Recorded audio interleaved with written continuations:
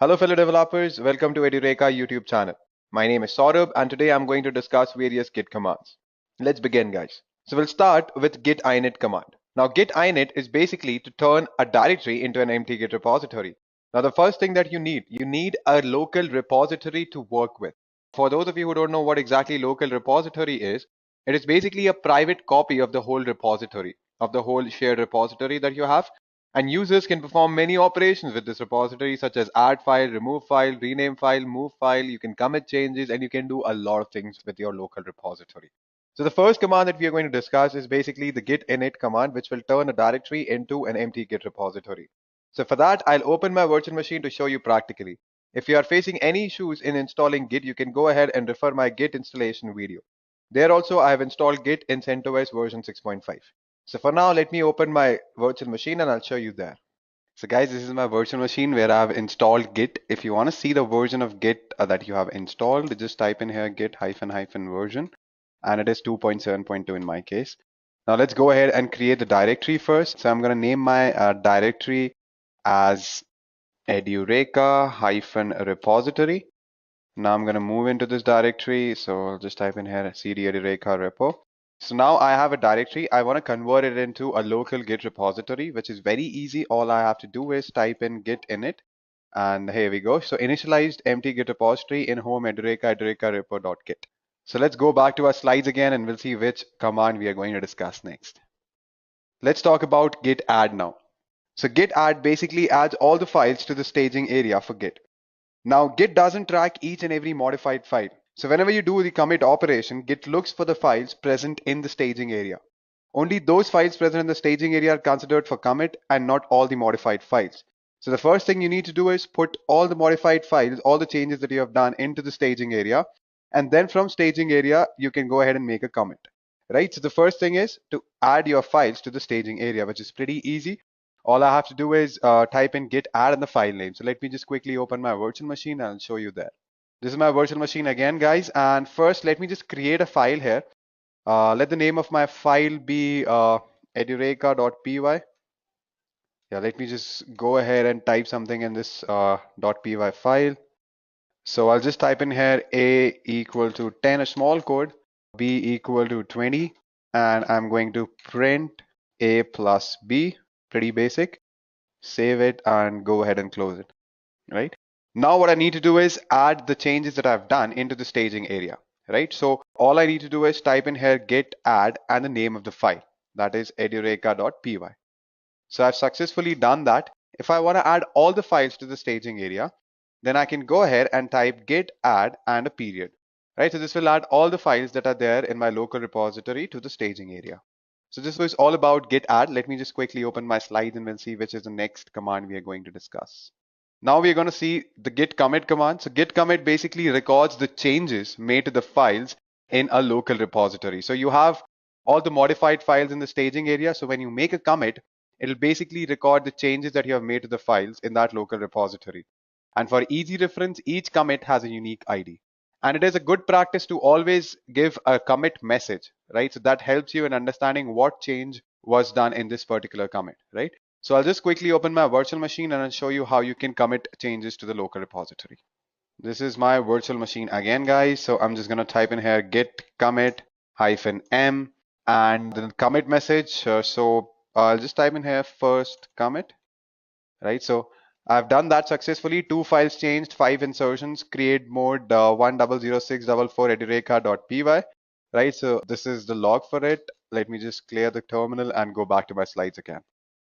Let's talk about git status now. So git status returns the current state of the repository. Git status will return the current working branch. If a file is in staging area but not committed, it shows with git status. Or if there are no changes, it will return nothing to commit, working directory is clean. Right, so let me just open my virtual machine again and I'll show you practically how this works. All right, so if I go ahead and type here git status, so it says on branch master, nothing to commit, working directory clean. So it gives me the name of my branch and what is there anything that we need to commit or something that is already there in the staging area, but I have not committed that. And the working directory is clean right now. So whatever changes that I've made in my file are there in the staging area, and from the staging area, I've made a commit as well. right? So let me just do one thing, make some changes in the file, add it to the staging area, but I won't commit it, right? So let's see what will be the status then. So for that, I'll create one more file. Let that be welcome.py. I'll edit this using gedit. You can use whatever editor you want. I'll just type in here print welcome to Edureka, close the parentheses, save it, and close it. Now I'm going to add this file to the staging area. So I'm just going to type in here git add. I can go ahead and type a period as well that will add all the files, or I can give the name of the file, that is welcome.py. Now if I type git status, let us see what will come. So it says new file welcome.py, changes to be committed, right? So these changes are present in the staging area, but I have not committed these changes. And it gives me the name of my branch as well. So I hope you have understood what exactly git status is. So I'll just quickly open my slides again. We'll see which command we are going to discuss next. Let's talk about git config now. Now with git, there are many configurations and settings possible. So git config is basically how to assign these settings. Now, two important settings are username and user email address. These values set what email address and name commits will be from on a local computer. And it's very easy to do that. Let me just quickly open my VM and I'll show you there. Now there are two things. Either I can run the git config command globally, or I can run the git config command on the current repository settings. So let me show you how you can do it globally. So I'll just type in here git config -- global user dot name and the name of the user. So let it be Shubham. And now I can go ahead and add the email address as well. So I just need to type in here user.email, and I'll type the email address in the parentheses in the double quotes, right? So this is done, and this was done globally. Now, if I want to execute this on the current repository, what I'll type in git config. I won't use -- global. I will directly go ahead and type user.name. So let it be my name, SAURABH. And I'm gonna add my email address as well, which is saurabh@edureka.co. Done, guys. It's that easy. Now let me quickly open my slides again and we'll see which command we are going to execute next. So we've seen how git config works. Let's discuss about git branching now. Now before I proceed, let me tell you that there will be a separate tutorial video on git branching where we are going to discuss in detail about it. Here I'll just give you a quick introduction to branching. So the first question is, why do we need branch, right? So branches are used to create another line of development. And by default, Git has a master branch. So usually a branch is created to work on a new feature. So if you're working on a web application, you might want to work on the card service, right? So for that, you'll create a new feature branch or any name that you want to give to your branch. And once the feature is completed, it is merged back with the master branch and we delete the feature branch. And every branch is referenced by head, which points to the latest commit in the branch. Whenever you make a commit, head is updated with the latest commit. Let me just quickly open my virtual machine. And over there, we're going to see how to create a branch, how to delete a branch, how to rename, how to merge, and how to check out into a different branch. This is my virtual machine again, guys. And let me just tell you how you can see all the branches. So just type in here git branch and it will list all the branches that are already there. So there's only one master branch present right now. So let me just quickly go ahead and create a branch. See, there are two ways to create a branch. One way is to create a branch and then you can check into that branch. Another is you just want to create it, but you still want to be in your master branch or your current working branch. So for that, if you don't want to check in that branch, just type in here git branch and give a name to your branch. So let that be feature, right? And if I go ahead and type git branch now, I can see that there are two branches, master and feature, right? Now I can go ahead and delete this branch as well, but let me just quickly move into this branch first. So I'll just type in here git checkout and the name of my branch, that is feature. And this will point towards my feature branch. Now I'm in my feature branch, right? So let me just make some changes in the files that are there in my Edureka repo. So you can see that I have a couple of files, edureka.py and welcome.py. So let me just make some change in, let it be edureka.py, right? So I'll just quickly type in here gedit. Again, you can use whatever editor that you want, edureka.py, and I'll just add one more variable here. Let that be 30, and I'll print one more value. that is C plus A plus B. Pretty basic. Save it and then go back. So in my feature branch, I have made changes to my edureka.py file, right? So what will be my next step is to add these changes, add the modified file in the staging area. So I'll just type in here git add and a period because I want all the changes that I made to my files should be there in the staging area. So git add and period will add all the files. Now I want to commit these changes. So I'll just type in here git commit -m and a message feature commit, right? So it is done now. I've done all the changes and I've added those changes to the staging area, and then finally I've made a commit as well. So it says 4 files changed, 10 insertions, create mode welcome.py, welcome.py. Let me just clear my terminal now. So if I want to merge my feature branch with the master branch now, first I need to check into my master branch. For that, I'll type in here git checkout master. Now it says switching to branch master from feature. Now I'm in my master branch. So now I'm going to type in here git merge feature, and here we go. So you can see that I've merged my feature branch with that of the master branch. It's that easy, guys. Let me clear my terminal now. So what I'll do, I'll quickly create one more branch and I'll show you again how these things are happening, because there might be some confusion still. So I'll just show you again how to create a branch, how to check into that branch, how to make some changes in your local repository, add that to the staging area, make a commit, and then merge it with the master branch. So now what I'm going to do is I'm going to delete my feature branch, because I've told you earlier as well, once I've merged all my changes to my master branch, there's no point in keeping my feature branch as of now. I delete that branch, and there are a couple of options to do that. The safest one is what I'm going to tell you, right? So I'll just quickly type in here git branch -d and the name of your branch, which in my case is feature. So it has deleted the branch feature. Now there's one more way to delete a branch. Instead of -d, you can just type in here git branch -d and then the name of the branch. But this is not the preferred option, and it's not safe as well, because if you have some unmerged changes, then also it will delete the branch. Whereas if you type in here a d, it will show you an error that will say that you have some unmerged changes, right? So always prefer -d and then feature -d and then the name of the branch that you want to delete, right? So now I'm going to show you one more way to create a branch, which is called git checkout -b, and you can give the name to your branch, right? So probably I want to name my branch again as say new. Let the name of my branch be new. So git checkout -b new. So this will not only create a branch called new, but it will also check into that branch, right? So we have also switched to a new branch that is new. And over here also, if I want to make changes to my file, I can go ahead and do that. All I have to do is use any editor.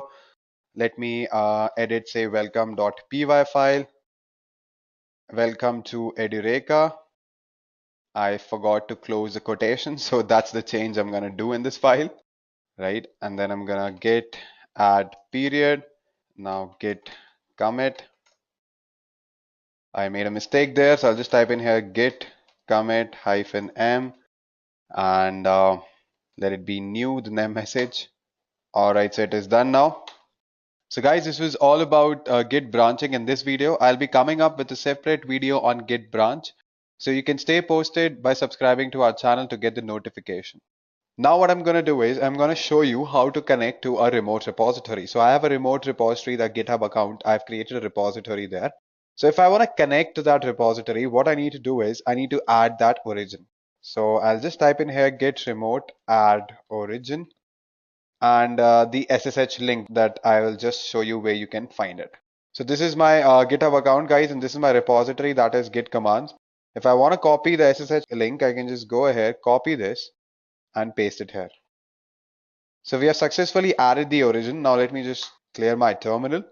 So we have connected our local repository with the GitHub account. If you face any issues with that, you can go ahead and refer my Git installation video.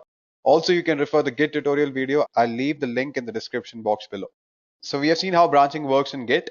Let us move forward and we'll see how to work with remote repositories. So over here, I've already told you how to add an origin, right? So git remote add origin. And what we did, we connected a local repository with a remote repository. So the Edureka-repo is my local repository, and a remote repository I just showed you in my GitHub account. So we have already done this git remote add origin. So now we're going to see how to clone a remote repository. So to create a local working copy of an existing remote repository, we'll use git clone to copy and download the repository to a local computer. Cloning is the equivalent of git init when working with a remote repository. Git will create a directory locally with all the files in repository history. So I'll just open my virtual machine and I'll quickly show you how you can do that. Alright, so what I'm going to do is I'm first going to create one more directory. So let that be mkdir, and the name of the directory, let it be git-repo, right? And let's move into this git-repo repository. So the first thing I'm going to do is git clone and the SSH link. So SSH link, I've already shown you where you can find it in your GitHub account.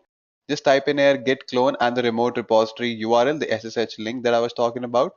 And let me show you how you can do that. And here we go. So it says cloning into Git Commands. So let me see what are the files that are there now. So it says Git Commands. Let me go to this Git Commands. So here we have Edureka and README.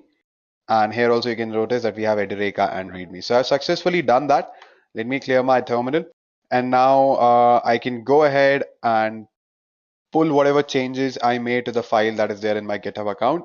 So let me just show you how to do that. Suppose if I have a file Edureka, and let me just make some changes here.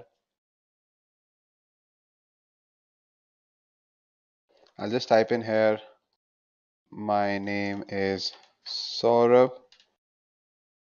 So let it be like this. So let's commit changes. So yeah, now it'll be reflected in my repository. Now what I want is I want all the changes that have been made in my remote repository in my local machine. So for that, I'll just type in here git pull origin master, and here we go. So it says it has successfully done that. That means we have pulled all the files that were there in the report repository. So if I check, so I have here Edureka and readme.md files. So if I go ahead and type in gedit Edureka, let's see, all right, so I can see that the changes have been reflected. My name is Saurabh, which was something new that I added to my file. Right, so this was all about the pull operation. Now let us see how you can push changes to the remote repository. Right, so if I go ahead and make some changes, or if I create a file, let's say I create a file, touch git.py, let that be git1.py. Right, so if I make some changes to this particular file, I'll write here print I love Git, save it, close it, right? So now before we push to the remote repository, we need to add these changes to the staging area. We need to make a commit, and then only we can push it, right? So first thing, add the file name. So I'll just type in here git add. I can go ahead and type here if period. That will add all the changes made to the files in the staging area, all the files in the staging area, basically modified files. Or I can type the name of my file, which in my case is git1.py. So I'll just type in here git add git1.py. And now I'm going to commit the changes. So I'll just type in here git commit -m, give a message. So I'll just type in here remote, and it has done successfully. So now I can go ahead and push the changes to my remote repository. So I'll just type in here git push origin master, and here we go. So it says it is done successfully. Let us go back to our GitHub account and we'll see whether those changes are reflected there or not. So I'll just go ahead and run this, basically reload it. So you can see that git1.py file is added here, right? So let me just quickly go to the slides again and we'll see what all topics we have already covered. So we have seen how to perform git clone. We have seen how to pull changes from the remote repository to the local computer. We have seen how to push the local commits to the remote repository. Now let's talk about few advanced git commands. Focus on git stash, git log, git rebase, and git revert. So I'll quickly open my virtual machine and I will explain you there only. So guys, let's discuss about git stash first. So to save changes made when they are not in a state to commit them to a repository, you use git stash.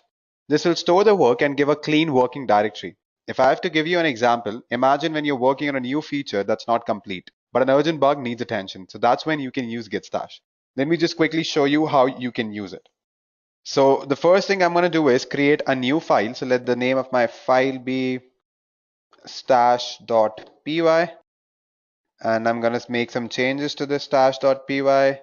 I'll just type in here print stash is cool, save it, close it, and yeah. Now what I need to do is add this to the staging area. So I'll just type in here git add, and now let's see the git status. So my git status says that we have new file which are there in the staging area, that is stash.py, right? Changes to be committed. So these are the changes that I need to commit. So currently it is pretty dirty. So what I can do is I can put all the uncommitted changes to a stash. Let me show you how I can do that. Git stash -u, and here we go. Now go ahead and type git status. Nothing to do, working directory clean. So it has converted my dirty directory to a pretty clean one, right? So with the help of git stash, right? Now the modification stashed away by this command can be listed with git stash list. So I'll just type in here git stash list. Here we go. And if you want to inspect it, so you can just go ahead and type git stash and show. So you can inspect it here, right? Let me clear my terminal now. So now I'm done. I've fixed my bug, and now I'm ready to, work on what exactly I was doing before fixing that bug, right?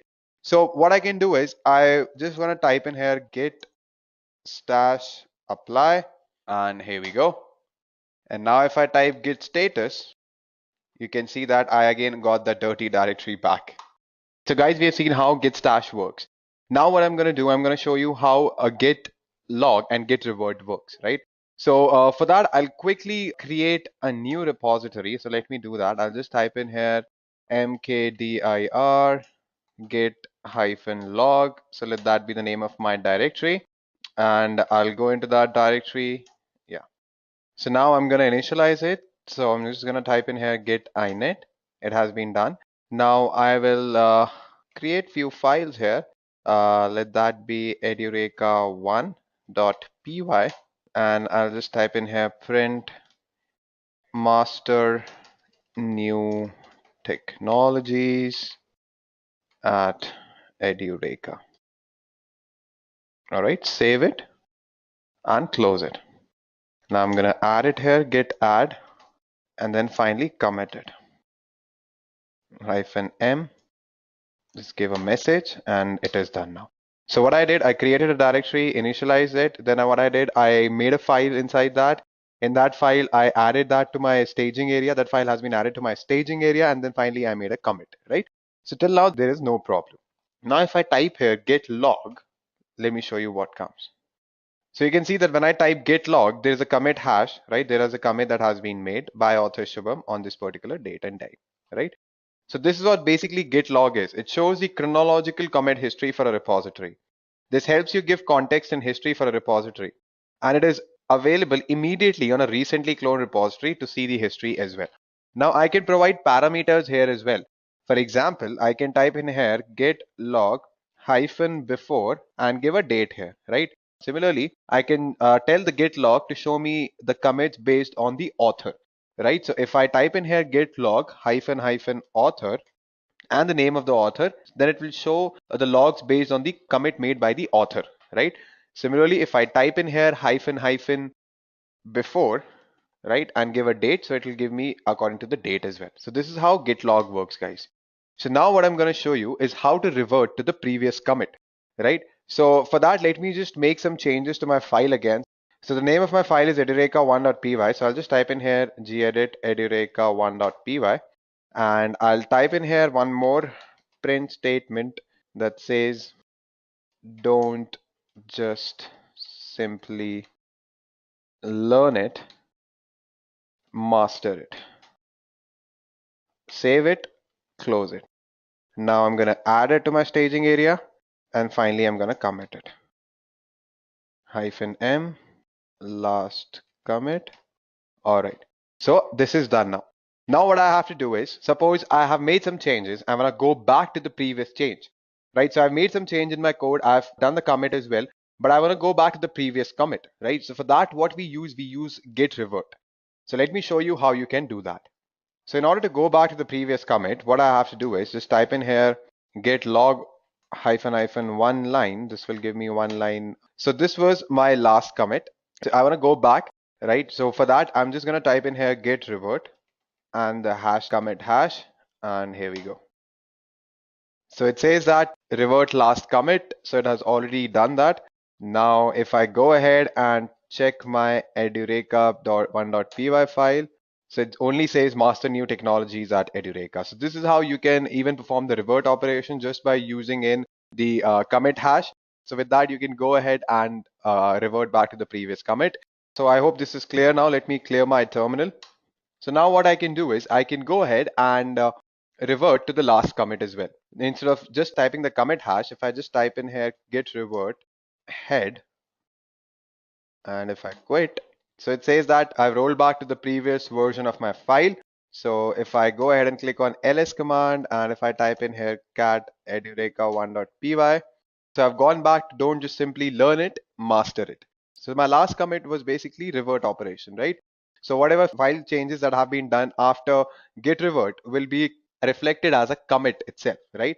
So I hope you're getting my point. So what I did first, I created an empty repository. Then in that, I created a file edureka1.py, made a couple of changes, made 2 commits. Then I used git revert with the hash commit to go back to the previous commit, right? So with that, I got only master new technologies at Edureka. This one I didn't get at that time. Then what I did, I showed you git revert head, which will basically take the last commit, right? It'll revert the last commit. And the last commit was nothing but the revert operation that happened that actually made my file edureka1.py to go back to the previous version. So that was my last commit, right? So because of that, it has revert back to the last commit. This is why you can see that edureka1.py file has both master new technologies at Edureka and don't just simply learn it, master it. Right, so I hope I'm clear with git log and git revert. It's very easy, guys. There's not a lot of things to understand here. It's very basic. So let's talk about rebase now. So basically rebase is again one more way of combining the work between different branches. So what rebasing does, it will take a set of commits, copy them and store them outside your repository. The advantage of rebasing is that it can be used to make linear sequence of commits. All right, so the commit log or history of the repository stays clean if rebasing is done. Right, so let me just show you how it is done. If I just type in here git rebase master, let me just go ahead and do that, git rebase master. So the current master is up to date. That's what the message pops up. So basically this command will move all our work from current branch to the master branch. They look like as if they are developed sequentially, but they are developed parallelly. All right, so let me just give you a better example of this. So I'll just create a branch here, git branch, say Edureka010 is the name of my branch. And yeah, so if I want to go to this branch, check out Edureka010. Yeah, I'm into that branch. And if I make changes to Edureka1.py, I'm going to remove this print statement, save it, close it, clean my terminal. And I'm going to add it, git add period, and git commit -m rebase. All right, so this is done now. And now what I can do is I can go ahead and type in here git rebase master. So it says that current branch Edureka010 is up to date. So this is how you can perform rebasing. So let me quickly go back to my slides. So we have talked about git stash, we talked about git log, git rebase, and git revert. So by this we come to the end of our today's session. Thank you and have a great day.